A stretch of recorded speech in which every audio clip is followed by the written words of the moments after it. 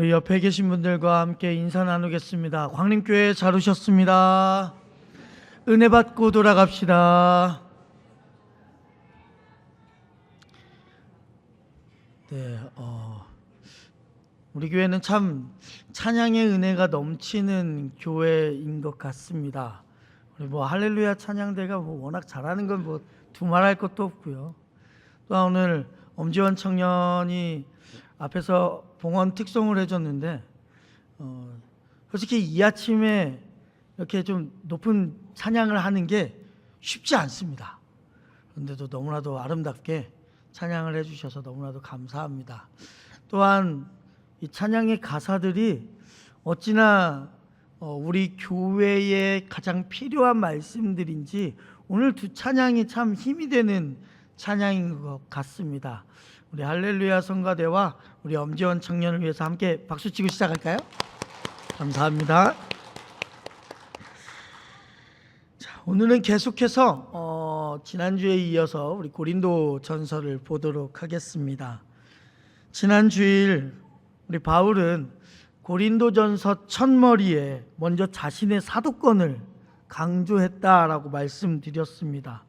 사도권을 강조한 이유는 사도로서의 뭔가 우월함을 나타내기 위해서가 아니라 복음이라는 것 자체가 훼손되지 않도록 하기 위해 복음을 방어하기 위한 방편으로 사도권을 강조했다고 말씀드렸습니다.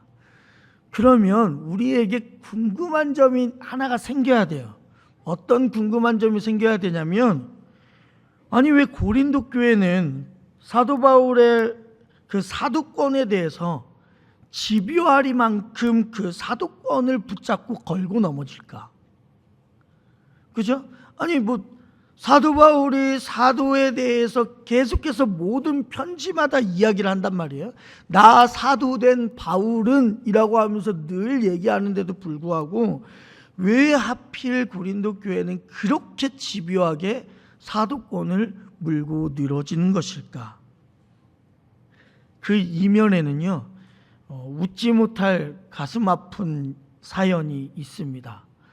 요즘 말로 웃픈 이야기라고 이야기를 하는데, 이 이야기를 통해서 훗날 고린도 교회의 분쟁을 가져오는 계기까지도 이 사도 바울의 사도성에 대해서 물고 늘어진 것 때문에 파가 4개의 파로 나눠지기까지 합니다. 그 웃픈 이야기를 좀 함께 볼 텐데요.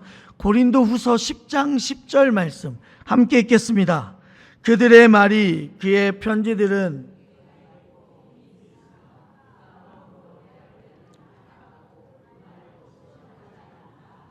아멘. 자, 여기에서 그는 바로 사도 바울을 말하거든요. 지금 이 문장이 무슨 얘기인지 아시겠습니까? 고린도 교회 성도들이 볼 때 바울이요 설교를 굉장히 못한다는 거예요. 지금 이 문장 자체가 그렇게 이야기하고 있어요.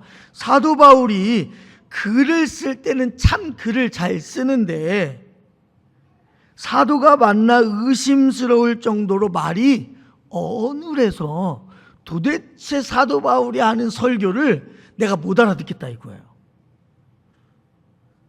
그러면서 사도 바울의 그 사도권을 계속해서 물고 늘어지는 거예요. 진짜 사도가 맞냐?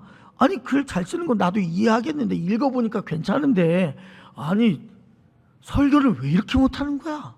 라고 이 얘기를 하는 거죠. 그러면서 교회 안팎에서 성경을 가르치면 그에 상응하는 교회에서 사례를 주니까 혹시 바울이 그 사도권을 가지고 밥벌이를 하기 위해서 사도권을 강조하는 것이 아니냐, 이렇게 이야기하고 있는 거예요. 그런데 그때 당시에 고린도 교회에 엎친 데 덮친 격으로 하필 이 교회에 한 인물이 나타납니다. 그 인물이 누구냐? 아볼로라는 사람이 나타나요. 근데 이 아볼로라는 사람이 나타나서 성경을 가르치는데 와, 정말 바울과는 딴판으로 수려하게 말을 잘합니다. 우리 성경 사도행전 18장 24절 25절 함께 읽겠습니다. 알렉산드리아에서 난 아볼로라 하는 유대인이 에베소에 이르니 이 사람은 언변이 좋고 성경에 능통한 자라. 그가 일찍이 주의 도를 배워 열심으로 예수에 관한 것을 자세히 말하며 가르치나 요한의 세례만 따름이라. 아멘. 여기 말씀해 보니까요, 요한은 성경에 능통할 뿐 아니라 언변이 탁월하다고요. 말이 논리적이며 힘이 있어요. 그래서 성경에 계속해서 이어서 보면 어떤 유대인들과 논쟁해도 그들의 궤변의 논리를 넘어섰던 사람이 바로 아볼로라는 사람이었어요. 물론 교회 가운데 이렇게 아볼로와 같은 언변이 탁월한 사람도 필요합니다. 그런데 사람들이요, 자꾸 바울과 아볼로를 비교하기 시작하는 거예요. 비교하기 시작하니까 거기서부터 문제가 시작되는 거거든요. 실질적으로 여러분, 바울은요, 이 고린도 교회의 설립자 아니겠습니까? 개척한 사람이잖아요. 지금으로 말하면 고린도 교회의 담임 목회자라고요. 그런데 뒤늦게 고린도로 온 부교역자인 아볼로가 설교를 너무 잘하는 거예요. 교회 안에 이런 상황이 벌어질 수 있어요, 없어요? 있어요. 만약에 저보다, 우리 교회 부교역자인 한아래 전도사님이 저보다 설교를 뛰어나게 잘한다, 그럼 저는 너무 좋아요. 왜요? 한아래 전도사님한테 설교를 맡겨버릴 거니까. 저는 얼마나 좋아요. 더 좋은 말씀을 할 수만 있다면. 여러분들에게 있어서 제가 담임 목회자로서 설교를 전하는 게 목적이 아니라, 저는 더 좋은 말씀을 전하는 자가 있다면 여러분들이 그 말씀을 들어야 된다는 건 당연하다고 봐요. 왜요? 아니, 하나님의 말씀인데 당연히 더 좋은 말씀 들어야죠. 그건 당연한 거예요. 그런데 바울도 아볼로라는 사역자가 와서 말씀을 전하니까 좋았단 말이에요. 그런데 문제가 뭐가 있냐? 자꾸 성도들이 문제인 거예요. 성도들이 자꾸 바울과 아볼로의 설교를 비교하기까지는 좋다 이거예요. 근데 비교하면서 문제를 일으키는 거예요. 아볼로에 비해서 담임 목사님이신 바울이 설교를 너무 못하더라. 그런데 그러한 상황에서 또 하나의 문제가 발생합니다. 어느 날 베드로가 와가지고 자꾸 율법과 전통을 강조하기 시작하는 거예요. 그러니 이 고린도 교회 안에 있는 성도들이 그때부터요, 혼란을 겪기 시작하는 거예요. 바울을 믿고 따랐던 사람들, 근데 주위에서 바울이 설교를 못한다고 하니까 아볼로가 짜자잔 하고 나타나서 아볼로의 설교를 들으니 너무나도 설교가 은혜가 되더단 말이에요. 그러다 보니 아볼로를 따르는 자들이 있었는데, 거기에다가 베드로 사도가 어느 날부터 갑자기 나타나가지고 전통을 따라야 되고 아니면 율법을 따라야 됩니다, 이런 말로 설득하고 있으니까 고린도 교회 성도들 안에서 혼란이 자초된 거예요. 그래서 결국 고린도 교회 성도들은요, 자신들의 기호에 맞게 당파를 나누기 시작합니다. 여러분, 교회의 주인은 누구예요? 하나님 한 분이에요. 그런데 고린도 교회 성도들이요, 자신의 기호에 맞게 바울파, 아볼로파, 게바파 이런 식으로 파를 만들고요, 그게 바로 고린도 교회의 분쟁의 씨앗이 되기 시작했습니다. 그래서 고린도전서 1장 12절 함께 읽겠습니다. 내가 이것을 말하거니와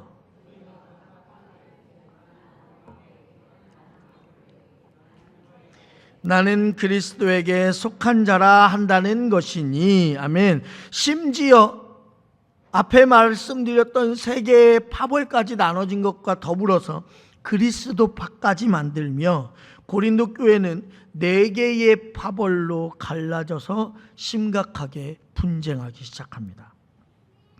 바울은 얼마나 마음이 섭섭했을까요? 왜요? 고린도 교회에 개척하고 나서 1년 넘게 생명을 다해서 성도들에게 복음을 전했는데, 그때는 아무런 이야기도 하지 않았는데, 그리고 나서 교회를 개척하고 함께 1년 이상을 성경 공부했는데 그 뒤에서야 바울의 사도권을 의심하고 있으니 얼마나 마음이 아플까요? 그래서 바울은 기도 끝에 고린도 교회 성도들에게 자신이 결심한 바를 전하기 시작합니다. 고린도전서 9장 13절 14절 함께 읽습니다. 성전의 일을 하는 이들은 성전에서 나는 것을 먹으며 제단에서 섬기는 이들은 제단과 함께 나누는 것을 너희가 알지 못하느냐? 이와 같이 주께서도 복음 전하는 자들이 복음으로 말미암아 살리라 명하셨느니라. 아멘. 자, 이 말이 무슨 말이냐면 복음을 전하는 자들은 복음을 전하는 일로만 먹고 살아야 되는 거예요. 복음을 전하는 데만 전념하고 살아야 되는 거예요. 그럴 수 있도록 교회가 그 복음 전하는 사람에게 사례를 주기로 약속하는 거예요. 예수님도 복음을 전하는 자는 복음을 전하는 걸로만 살도록 말씀하셨다라는 것을 이야기하고 있는 거예요. 저 역시 전주 광림교회에서 주시는 사례로만 살고 있어요. 그게 원칙이에요. 제가 만약에 여러분 생업이 따로 있다고 생각해 보세요. 그렇다면 저는 절대로 목회에 전념할 수가 없습니다. 왜요? 만약에 생업하는 것이 따로 있다면 저도 사람인지라 생업하는 거에 관해서 이익이 있어야 되고 이윤을 남겨야 되고 시간을 투자해야 되는 거 아니겠어요? 그러면 목회에 관심을 쏟을 수가 없는 거예요. 목회라는 것이 솔직히 목숨을 바쳐도 될까 말까 한 것이 바로 목회인데 그 위에 생업이 따로 있다는 것 자체가 말이 되지 않는 거예요. 그래서 예수님도 복음 전하는 사람은 복음 전하는 일로만 먹고 살아야 된다라고 말하시는 이유가 바로 그거예요. 왜요? 복음 전하는 거에 목숨 걸어야 되는 거예요. 그거 외에는 다른 것이 없어요. 그래서 한편으로는요, 수많은 목회자들이 우리 한국교회 가운데 있지만 생활 형편이 어려워서 투잡, 쓰리잡 뛰는 목사님들을 보면 너무나도 마음이 아파요. 분명히 성경에서는 그렇게 이야기하고 있는데 그렇게 생활 다른 일까지 해야만이 먹고 살 수 있을 정도가 되니까 너무 마음이 아픈 거죠. 그런데 고린도 교회 성도들이요, 바울이 그저 밥벌이를 하기 위해서 사도권을 행사한다라고 하는 오해를 지금 하고 있는 거예요. 그러니 사도 바울이요, 어떻게 할까 전전긍긍하다가 드디어 결심을 합니다. 어떤 결심을 하냐?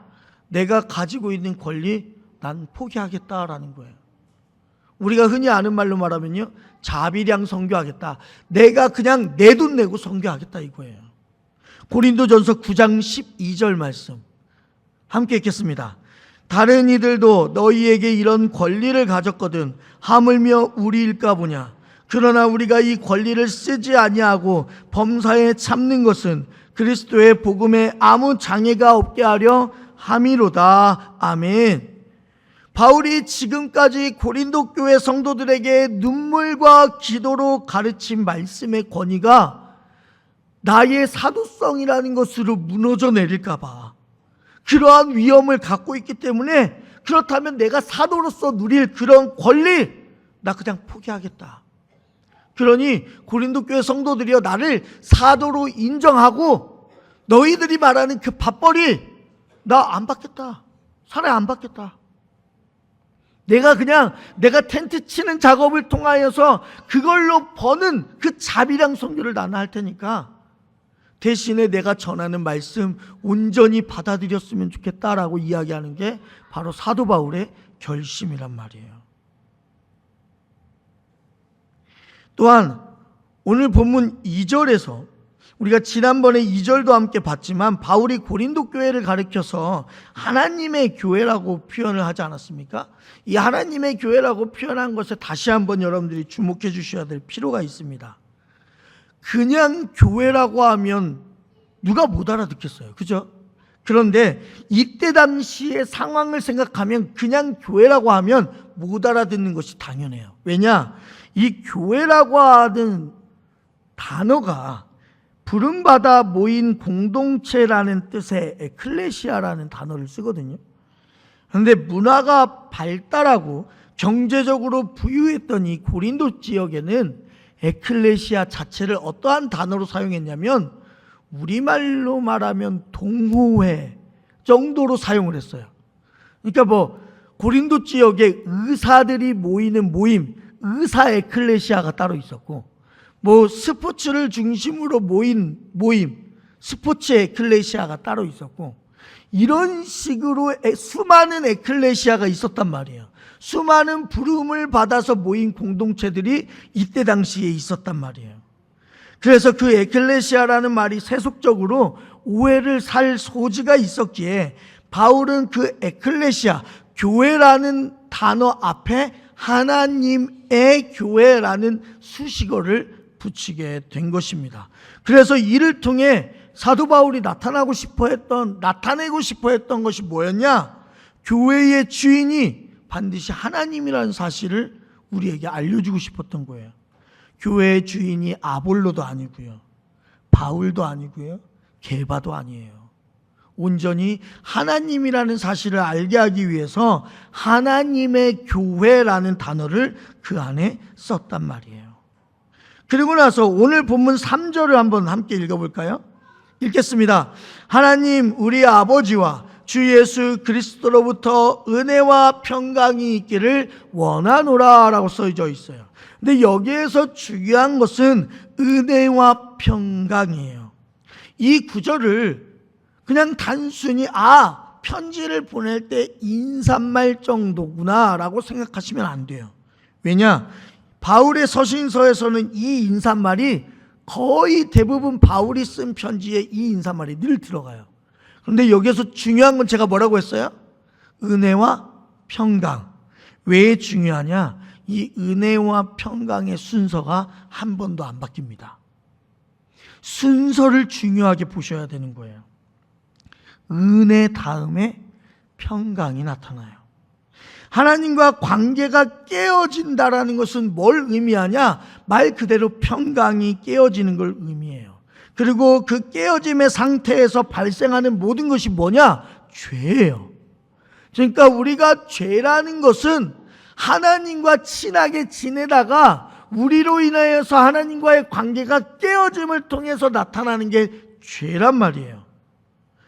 그런데 예수님이 이 땅 가운데 오신 이유가 바로 하나님과 나 사이에 죄로 인해서 깨어진 그 평강이라는 것을 다시 회복시키기 위해서 예수님께서 이 땅 가운데 오셨다고요. 그래서 요한복음 20장에 보면 부활하신 예수님께서 두려움에 떨고 있는 제자들에게 첫 번째로 하신 말이 뭐예요? 너희에게 평강이 있을지어다 라고 말한단 말이에요. 즉 예수님이 이 땅에 오신 이유가 바로 평강을 주시기 위해서 오셨다라는 거예요. 하나님과 인간의 단절된 관계를 회복시키기 위해서 오셨다고요. 근데 그 참 회복이 언제 일어나냐? 바로 하나님의 은혜가, 예수 그리스도의 그 십자가의 은혜가 우리에게 임할 때야 비로소 그 회복이 일어날 수 있는 거예요. 그래서 바울은요, 반드시 은혜 그리고 평강 그 순으로 모든 서신서에 그렇게 인사를 하는 것입니다. 그런데 이 인사를 생각해 볼 필요가 있어요. 왜요? 지금 바울이 어떤 상황이에요? 지금 바울이 어떤 상황이라고요? 고린도 교회 성도들로부터 너 가짜지, 너 먹고 살기 위해서 사도권을 지금 행세하고 있는 것이지 라고 공격당하고 있는 상황이라니까요. 상식적으로 바울의 입장에서는 자신의 학벌이나 자신의 집안 등 세속적인 기준을 내보이고 싶은 유혹이 바울에게 있어서 얼마나 많이 있겠어요. 그런데 바울은요, 그러한 세상적인 유혹에 넘어가지 않습니다. 오히려 그는 고린도전서 15장을 통해서 나의 나된 것은 오직 하나님의 은혜다라고 고백하고 있단 말이에요. 우리 잘 알잖아요. 사도 바울이요, 가장 먼저는요, 로마의 시민권자예요. 이 로마의 시민권자라는 특혜가 얼마나 큰지 몰라요. 왜요? 일반 귀족들도요, 그 로마의 시민권자를 돈 주고 사려고 한다니까요. 어마어마한 돈을 주고 그 로마의 시민권자를 어떻게 해서든지 사고 싶어 해요. 더 나아가 히브리인 중에 히브리인이에요. 그게 무슨 말이냐? 나는 정통을 가지고 있다 이거예요. 정통을 가지고 있다. 또한 최고의 랍비인 가말리엘의 문화생으로 어디서나 당당할 수 있는, 우리말로 말하면 뭘로 표현할 수 있을까요? 나 서울대 나왔어 라고 말할 수 있는 거예요. 이렇게 생각해 보세요. 로마 시민권자에다가 정통인이에요. 정통인. 거기에다가 서울대에 나온 정말 놀라운 스펙 아니겠습니까? 이 정도 스펙이면요, 여러분, 어디에다가 이력서를 내도 무조건 서로 데려가려고 할 거거든요, 기업들이요. 그러한 스펙을 가진 자가 지금 사도 바울이란 말이에요. 그런데 그러한 스펙을 가진 사도 바울이 어떻게 하는 거예요? 세속적인 가치로 나 자신을 증명하려고 하지 않아요. 오직 하나님의 은혜로서 내가 이렇게 되었다라고 이야기하고 있는 것이죠. 여러분, 이게 바로요, 그리스도인이 세상을 이기는 방법인 것입니다. 우리는 계속해서 우리 자신을 좀 드러내고 싶어 하잖아요. 그죠? 우리 자신을 계속해서 드러내고 싶어 한단 말이에요. 드러낼 것이 없으니까 우리는 날마다 하나님께 뭐라고 기도해요? 하나님, 저 남들보다 조금 더 잘난 모습으로 살게 해주세요라고 늘 기도하잖아요. 그렇지 않으신가요? 또한 하나님을 협박하기도 하죠. 하나님, 저에게 이러이러한 것들을 해 주셔야만이 하나님이 저를 통해서 영광 받으십니다라고 하나님께 협박하시잖아요. 하지만 이 방법으로는요, 여러분, 하나님의 복음, 하나님의 은혜를 설명할 수가 없어요. 마음 가득 스스로를 자랑하고 싶은 욕구가 있는데 어떻게 하나님을 자랑할 수 있겠어요? 분명히 예수님은 우리에게 이런 말씀하셨잖아요. 자기의 십자가를 부인하고 나를 따라오라라고 얘기하신단 말이에요. 근데 우리는 그 십자가를 부인하지 않고 뭐라고 해요? 내가 짊어지고 있는 거 나 이런 거 있어. 내가 안 되니까 내 아들 이런 사람이야. 내 딸 이런 일을 하는 사람이야. 이걸로 나를 나타내려고 하잖아요. 그런데요, 사도 바울은요, 십자가에서 죽으시고 부활하신 예수님을 만난 순간 뭐라고 말했냐? 나에게 있는 그 자랑할 만한 것, 세상에 속한 그 모든 자랑할 만한 것들을 전부 다 배설물로 여긴다라고 말하는 거예요. 그저 자신의 인생을 오직 모든 은혜로만 얘기하는 거예요. 이게 여러분, 세속의 유혹을 이길 수 있는 유일한 방법이에요. 만약 그리스도인이라고 이야기하면서 세상 사람들이 사용하는 무기를 똑같이 여러분들이 내세워 보십시오. 그러면 세상 사람들이 여러분을 향해서 뭐라고 할까요? 그리스도인이라 해도 뭐 별거 없네. 똑같네 우리랑. 여러분들이 이 말 들으면 화가 나지 않으시나요? 여러분들이 일반 하나님을 믿지 않는 사람들과 똑같다라는 말 들으면 화가 치밀어 오르셔야 되는 거예요. 여러분, 괜히 예수 믿은 거 아니시잖아요. 그렇게 비웃음을 당할 수밖에 없다면요, 너무 가슴이 아픈 거 아니겠어요? 고린도전서 1장 4절 함께 읽겠습니다. 그리스도 예수 안에서 너희에게 주신 하나님의 은혜로 말미암아 내가 너희를 위하여 항상 하나님께 감사하노니. 자, 여기에서 은혜라는 단어는 이제 조금 다른 은혜예요. 뭐냐? 은사를 이야기한단 말이에요. 하나님은 고린도 교회에 참 많은 은사를 주셨어요. 또한 그 교회 안에 언변 좋은 사람들도 많이 있었단 말이에요. 그런데 서로 자신의 은사와 능력을 자랑만 하다 보니까 누군가 앞에서 무언가 이야기를 해도 들으려고 하지 않아요. 때로는 어떤 목회자가 와서 이야기를 해도 그걸 설교라고 해 내가 훨씬 더 잘하겠다 하면서 비판하면서 서로 앞다투어서 자신의 목소리를 내고 있단 말이에요. 그러다 보니까 예배 자체가 질서가 무너져 버리는 거예요. 그래서 어떤 일이 발생하냐? 고린도전서 오늘 본문 5절에서 8절까지 함께 읽겠습니다. 이는 너희가 그 안에서 모든 일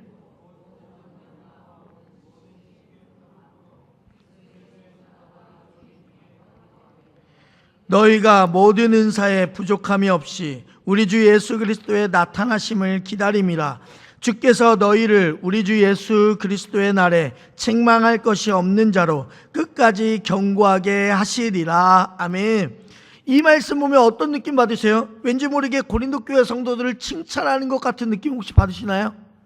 근데 이거 세세히 따져보시면요, 결코 칭찬의 말이 아니에요. 바울은 지금 뭐라고 말하냐면, 고린도 교회 성도들이요, 지금 너희의 상태로는 완전하지 않다라는 거예요.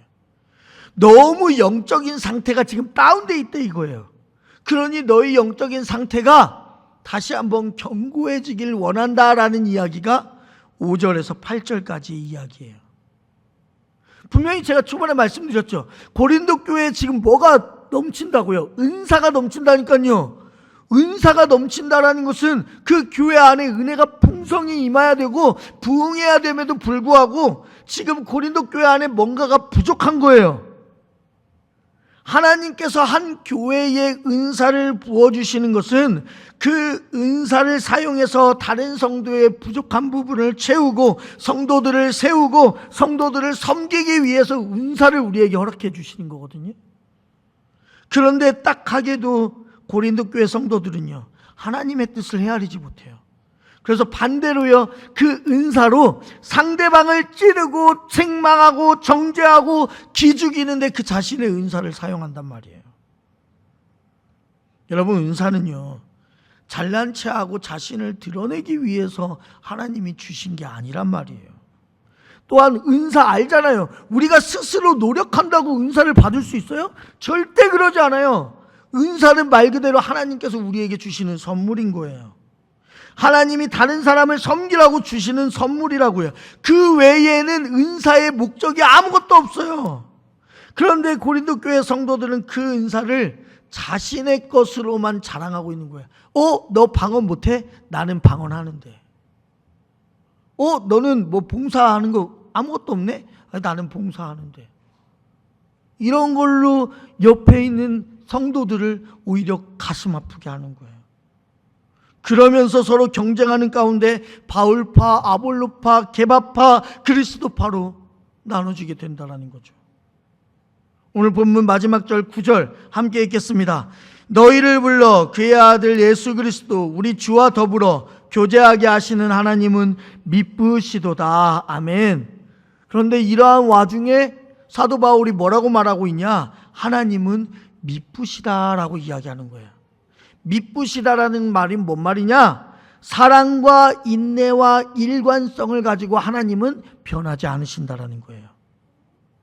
하나님은 변하지 않으시고 늘 우리와 함께 하셔서 우리를 그리스도와 하나 되게 하시면서 구원의 계획을 계속해서 이루어 가시는 그러한 교회로 고린도 교회를 만들어 가기를 원하신다고 말하는 거예요. 우리 지난 주간에 우리 함께 은혜 가운데 신년 저녁 기도회를 마쳤습니다. 참 많은 분들이 참여해 주셔서 개인적으로는 너무나도 감사를 드려요. 우리 초반에 김영수 권사님께서 찬양인도 하시면서 이야기하셨던 것처럼 정말 어떤 분은 간식으로 이렇게 섬겨주시기도 하시고 어떤 분들은 함께 일찍 오셔서 이 예배당을 기도로서 따뜻하게 데펴주시기도 하시고 또 어떤 분들은 이렇게 마지막 날에 떡으로서 우리를 베풀어 주시기도 하시고 얼마나 감사한지 몰라요. 그러면서 그 5일 동안의 그 말씀 중에 제가 교회를 공동체를 가족이라고 말씀드렸습니다. 여러분, 가족이라는 게 뭐예요? 서로 덮어주고 받아주고 참아주고 함께 웃고 울고 하는 것이 가족 아니겠습니까? 그리고 그러한 가족의 사랑 속에서 헌신하고 봉사하고 선교와 같은 열매들이 자라나는 게 바로 교회 아니겠어요? 여러분, 교회라는 것은 한 가지 일 외에는 급한 게 없어요. 어떤 일이요? 바로 주님이 다시 오시는 날을 준비하는 일 외에는 우리에게 있어서 급한 게 하나도 없어요. 그러니 우리는 이제 뭘 해야 되냐? 주님 오실 그날까지 서로를 섬기면서 서로가 가진 은사들을 가지고 서로에게 헌신하면서 나아가야 되는 일이 바로 우리가 이제 맡은 일이라고요. 교회라는 것은요, 예수님의 성품을 훈련하는 자리예요. 내 사역으로 인하여서, 내가 가진 은사로 인하여서 서로가 서로를 위한 그런 모든 우정이나 서로와의 관계들이 깨져버린다? 그건 교회라고 말할 수가 없어요. 가족이라고 말할 수가 없다고요. 그런데 하나님은요, 그 가운데서도 우리를 쉽게 포기하지 않으신단 말이에요. 이러한 고린도 교회에 버리시지 않으신단 말이에요. 하나님은 미쁘시다라는 바울의 고백처럼 하나님은 우리 광림교회와 언제나 함께 하려고 하십니다. 더 나아가 여러분들에게도 각자의 은사를 주셨어요. 그 은사 자랑할 것 못 됩니다. 온전히 남을 위해 섬기라고 주신 은사입니다. 그렇다면 그 은사를 가지고 우리의 온 인생으로, 우리의 온 삶으로, 우리의 온 인격으로, 우리의 온 성품으로 증인의 삶을 드러낼 수 있는 광림교회 성도들이 된다면 이 교회, 하나님이 진정으로 꿈꾸는 교회가 될 수 있다고 저는 생각합니다. 그러한 교회를 만들어갈 수 있는 우리 모든 성도들이 되시기를 주님의 은혜로 축원합니다. 기도하겠습니다. 사랑의 주님, 주님의 은혜 가운데 우리를 불러주셨사오니 온전히 주님의 뜻에 따라 나아가는 우리 모두가 되게 하여 주시옵소서. 특별히 고린도 교회 가운데 하나님께서 놀라우신 은사를 베풀어 주셨음에도 불구하고 그 은사로 인하여서 갈라짐을 우리가 보았습니다. 주님, 간절히 원하옵기는 하나님께서 그 은사를 주시는 이유는 서로 성도들을 돕고 세우고 헌신하며 나아가기 위해 우리에게 은사를 주신 줄 아오니 미쁘신 하나님께서 우리와 늘 함께하여 주시사 그 은사를 우리가 바르게 사용하며 나아갈 수 있는 광림교회 모든 성도들이 되도록 인도하여 주시옵소서. 예수님의 이름으로 기도드립니다. 아멘.